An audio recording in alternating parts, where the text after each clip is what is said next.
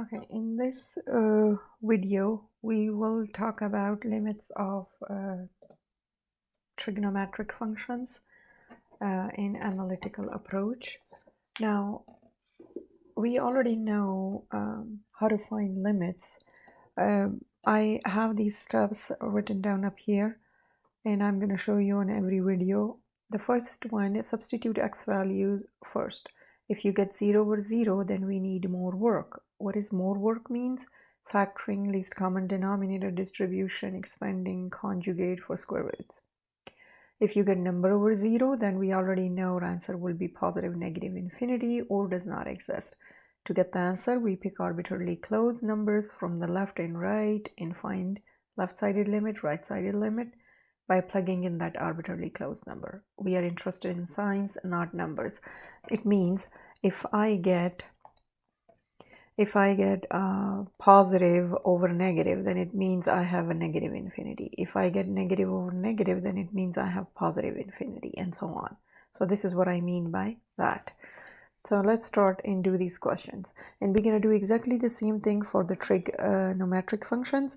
We will plug in first. For the trig functions, we have some rules, like two kind of properties, and this is what I'm going to show you how we get those properties. And then after that, when we see the trig question and it looks like that we can apply the property, we will apply that property. We don't have to do the whole thing again, but I'm showing you how we get this.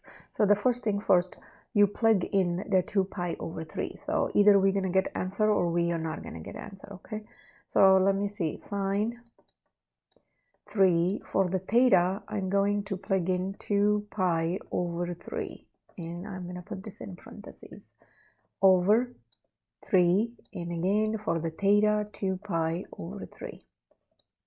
We're going to solve this.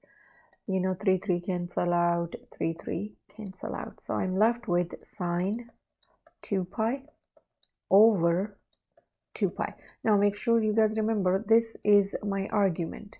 Any trig function that has, like, for example, I have cosine x, this is called argument. So you are not allowed to change this argument. You cannot add with it, multiply with it. You cannot do anything with this argument, so leave it alone. So since 2 pi is my argument, I cannot just cancel these two. Okay, so do not make that mistake. Don't cancel them. Argument doesn't do anything with the denominator. It's just gonna stay here. Don't touch it.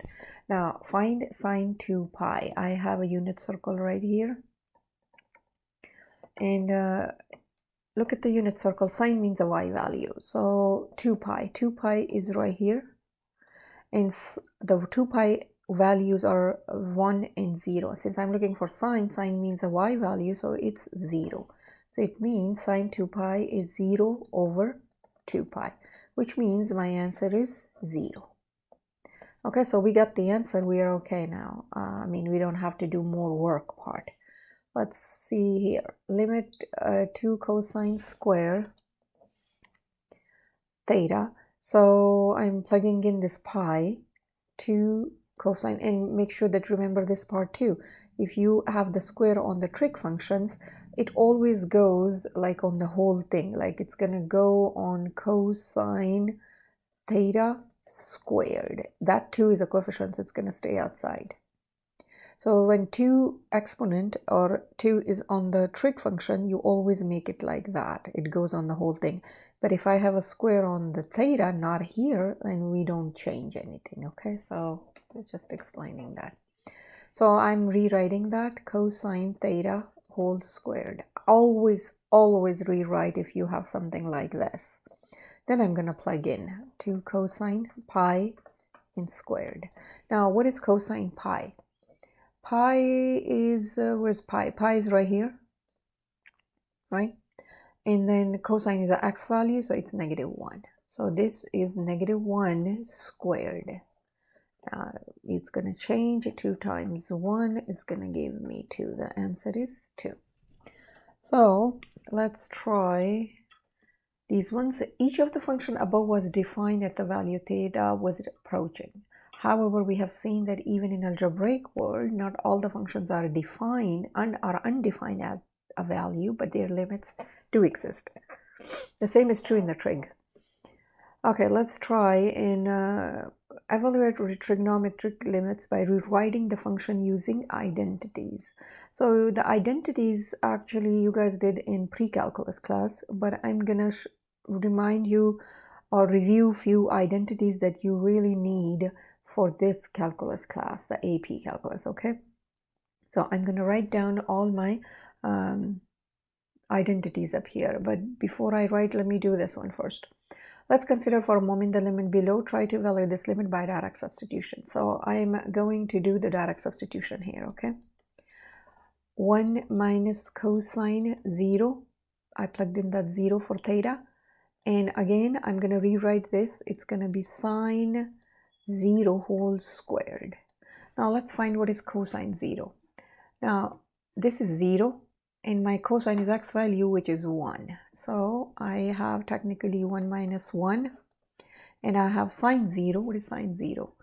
So this is 0. Sine means y value, which is 0. So that's 0. I have 0 over 0. So which means we need more work. But in this case, we're going to use identities for more work. Now, again, this function is undefined at theta 0. Of course, however, that doesn't mean that limit doesn't exist.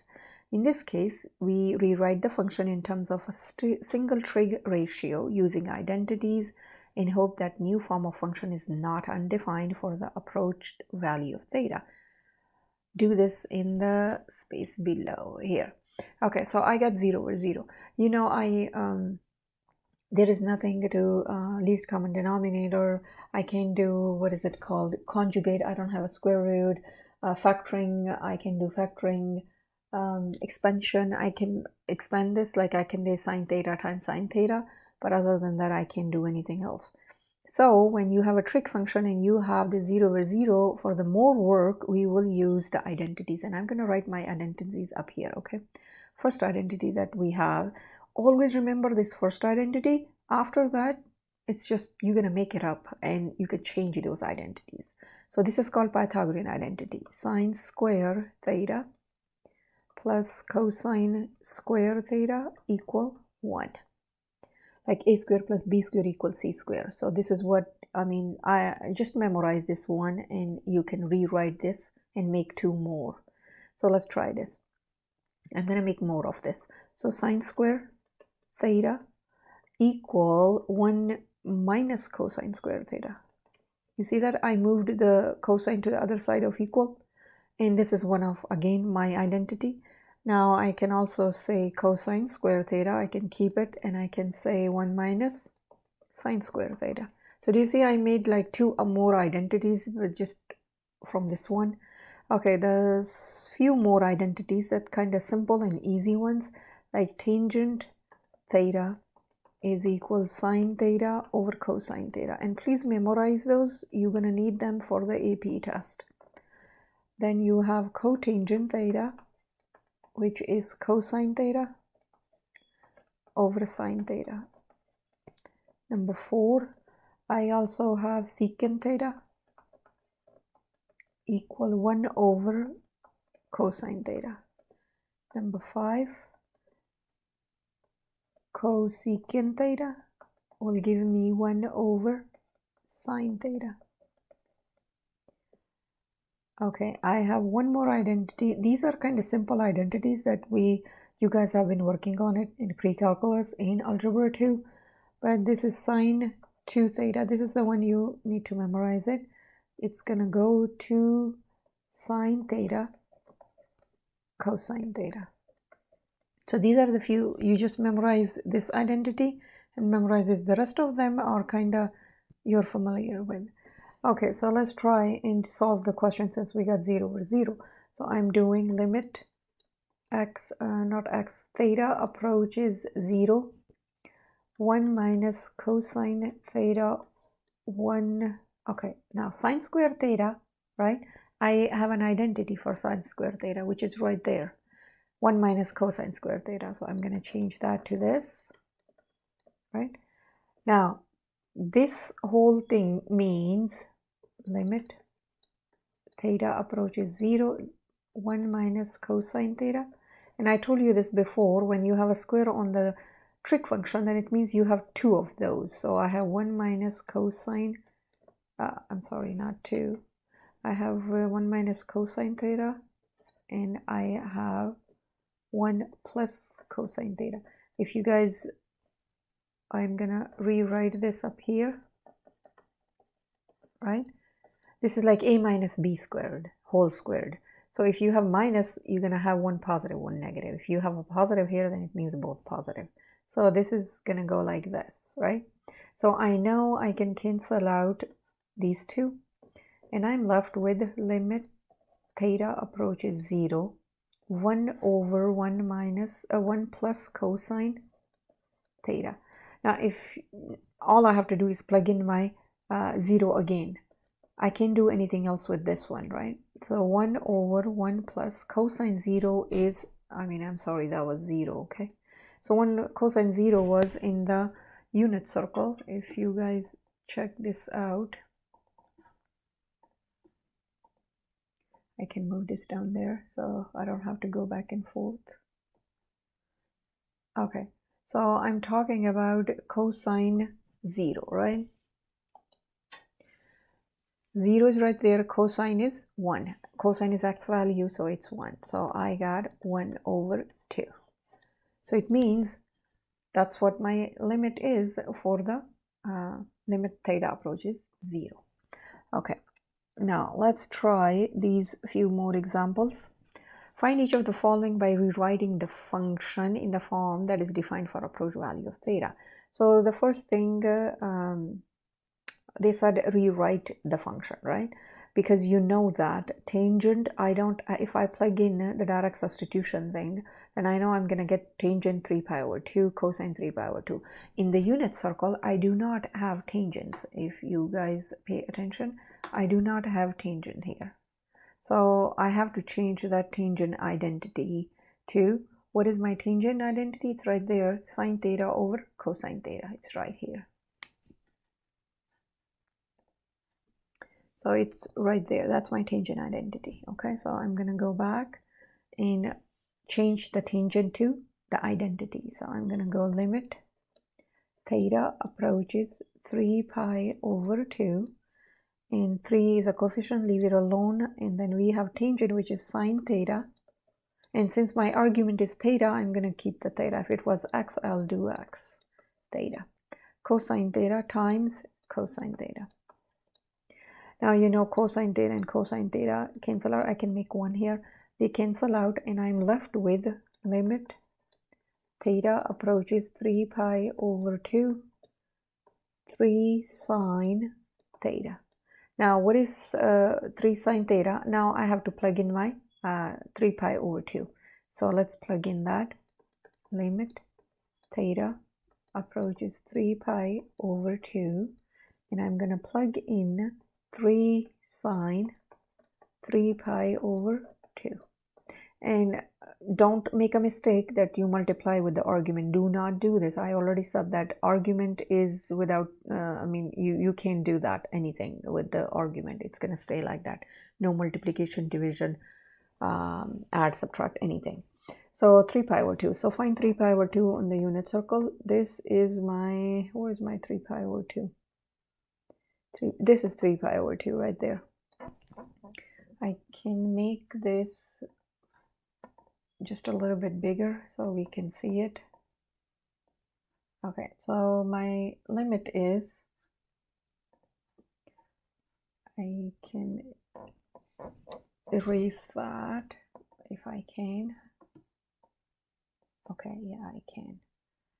Okay, here is my limit, 3 pi over 2. And since I'm talking about sine 3 pi over 2, sine means a y value. So here is the y value, -1. So it's going to go 3, -1. And my answer is -3. Let's try this question. Cosine is okay, 4 theta is okay, but secant theta is not okay because I don't have a secant in the unit circle. It's only sine and cosine. You can tell up here, right? For the tangent, we use technically identity. So secant, I have a secant identity, and you can tell the secant identity is right here. Go back and check. You can write down all of these in your notebook, guys. 1 over cosine theta. So I have 1 over cosine theta, and I'm going to change that. Limit theta approaches pi over 2.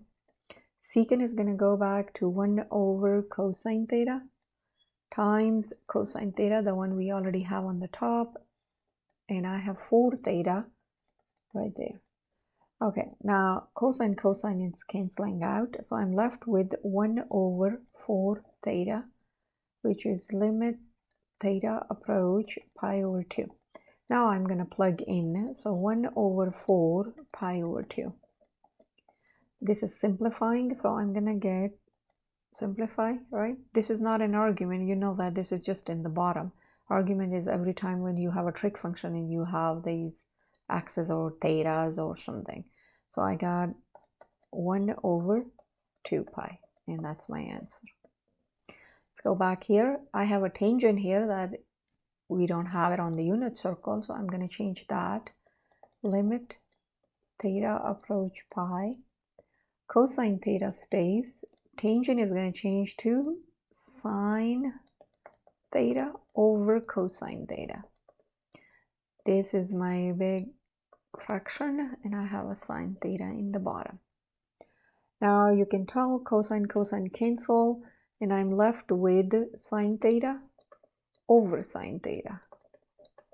And this is limit theta approaches pi. Now, I mean, I don't have to plug in the pi. If you want to, you can plug it in, but it's going to still cancel out, right? Sine pi over sine pi. It's going to cancel out, and I'm left with 1. So the answer is 1. Okay, so this is how we are going to work on this. Now let's try something with the calculator now. It is important to note that in all cases of evaluating limits, direct substitution should always be tried first, and I already said that several times. Always try first. If that doesn't yield a value, then simplification of the function can be tried, which means more work we do. It is not even possible to rewrite the function so that it is undefined. There are 2 special trig limits. This is what I was talking about, 2 special trig limits that often be employed. And this is, I'm getting there to show you what those 2 properties are that I have. Okay, let's try this. Now in this case, they said use a graphing calculator to complete the table of the values below for the function f theta sine theta over theta. And I'm going to go back and show you in the calculator 2 different calculators that I'm using, and I don't know which one you guys use. You guys can comment below which calculator you're using. So yeah, I will help you with that one. So I'm going to go back and see if I can use my calculator. Go back to the calculator page, and then we have sine theta over theta, and I already have these numbers, so I'm going to put my theta values in the calculator and see what I'm getting for all the y values. Okay, so let's go back to the calculator. This is my calculator, and I already typed in my function, but I can erase it and I can show you how to do it. Let me focus this.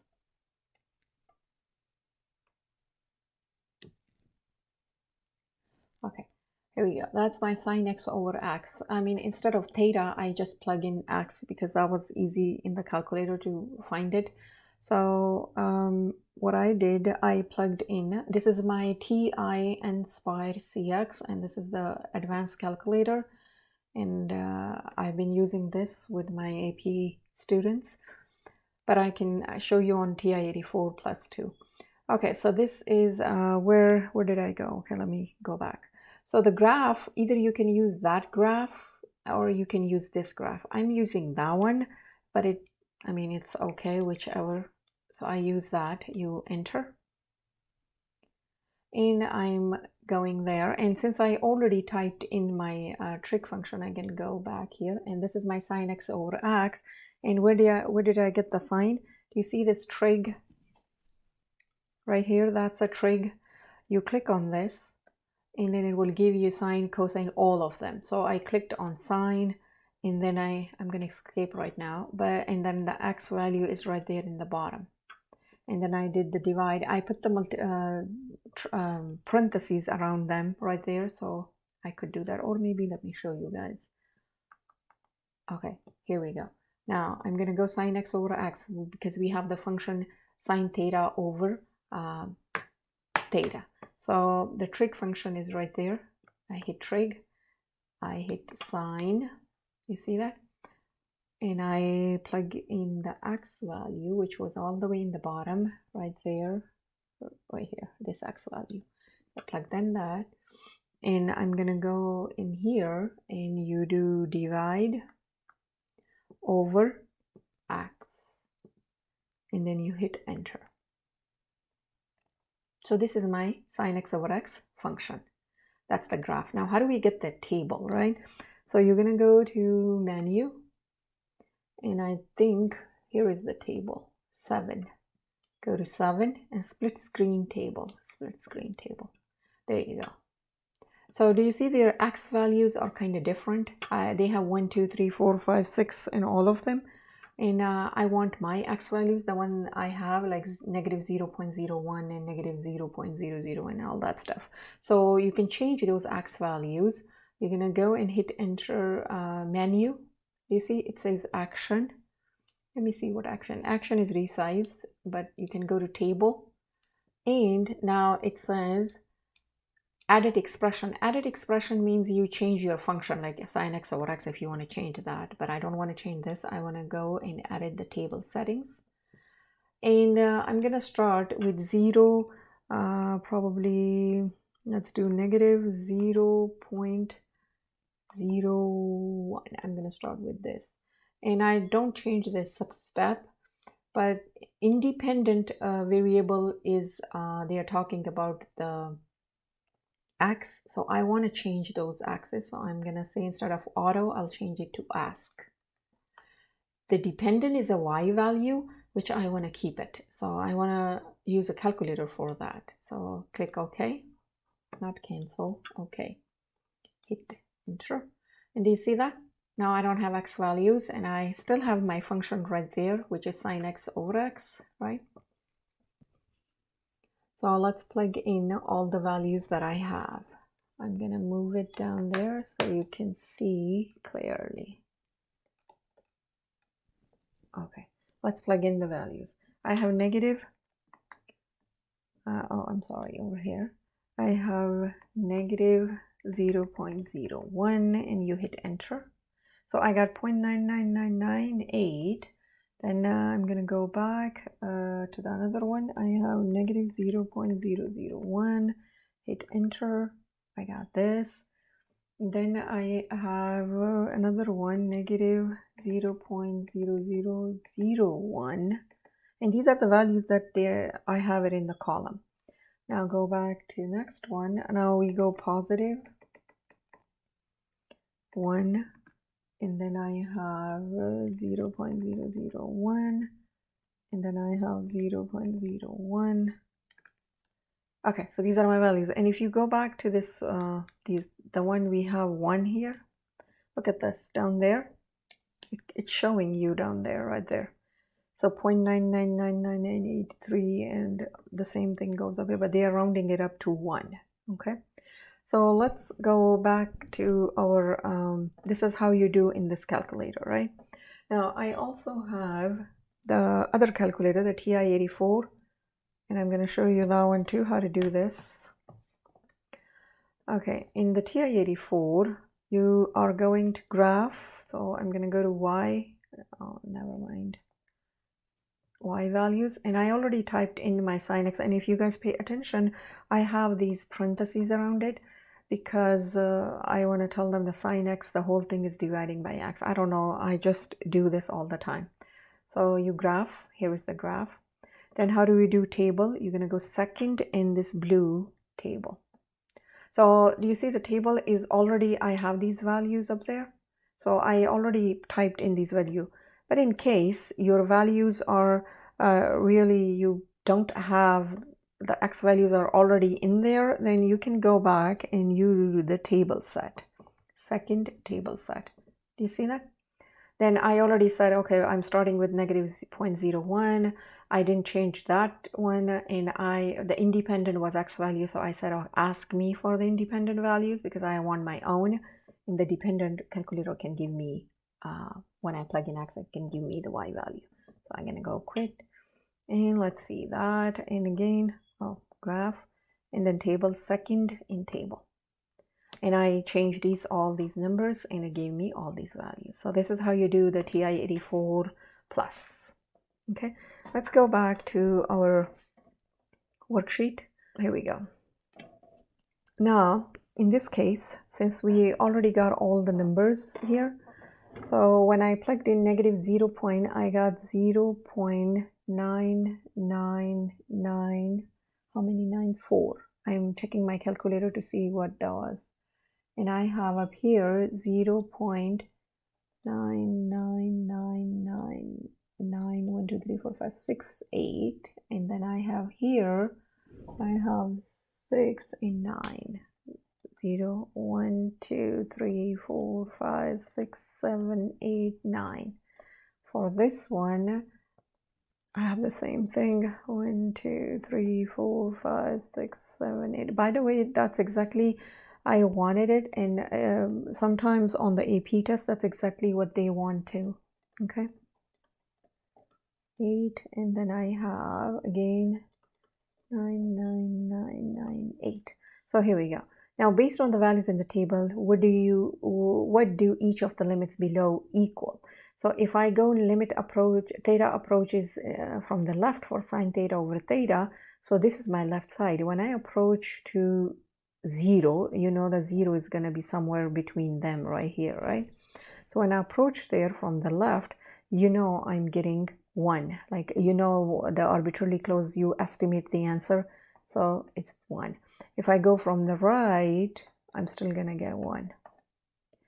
So when I approach left and right both, you know it's 1. So this is one of the property. Anytime when you have the argument and the denominator exactly the same, you should have a 1 answer for it no matter what. So this is one of the property that I'm talking about, and make sure you memorize this. Okay. Next thing, if I do this, now check this out. Do you see the argument? Oh, I'm sorry. You see the argument right there? And the denominator, they are exactly the same. So it means the answer is already 1, no matter what, right? You guys can plug this in the calculator like we did just now. And since I already did this, I'm getting the same thing, 0.9998. So one is 0.999998, and this is 0.99934567889. This is the same thing.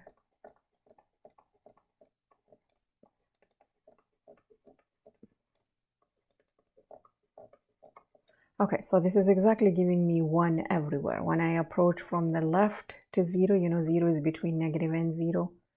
Right there, approach from the right, estimated is 1, 1. So based on what we have just observed, what inference can you make about the value of the limit, this, where c is any constant? So where c is a constant, this constant is c, but make sure that you remember you cannot apply this property if the x value or the theta is approaching to something else other than 0. Okay, it has to approach 0, then your property is going to be this.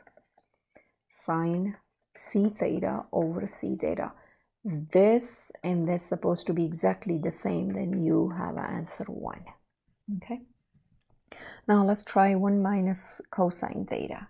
So here is the 1 minus cosine. This is one of the property, you guys remember that, okay? I'm keep saying that, but this is one of the property. You have to memorize it. Only when you approach 0 and you have the argument in the denominator the same. So I'm going to write this down here. Apply this property only when something like x or theta or any approaches 0 only, okay? And argument in denominator exactly the same. And I'm going to repeat myself one more time.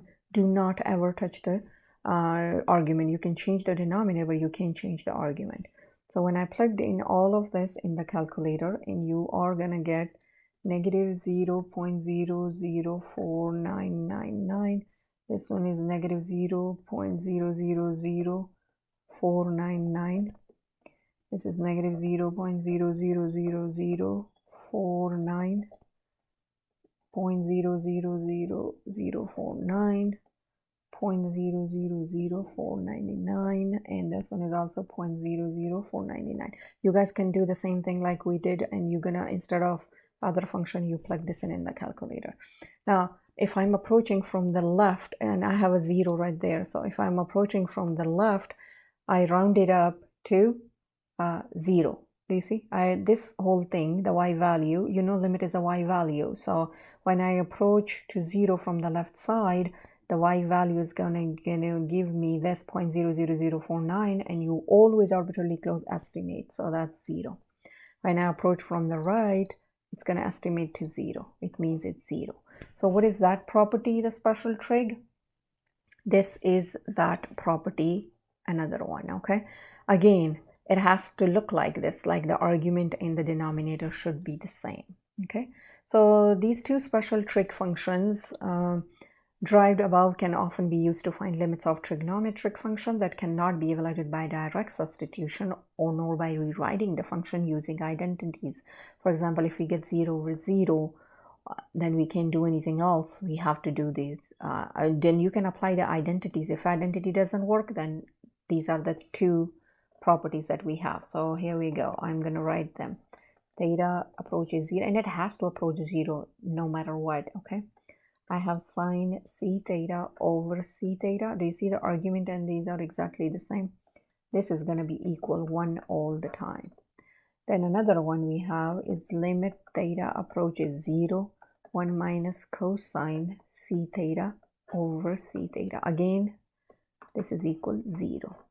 So they have to approach 0. I'm going to highlight what is important.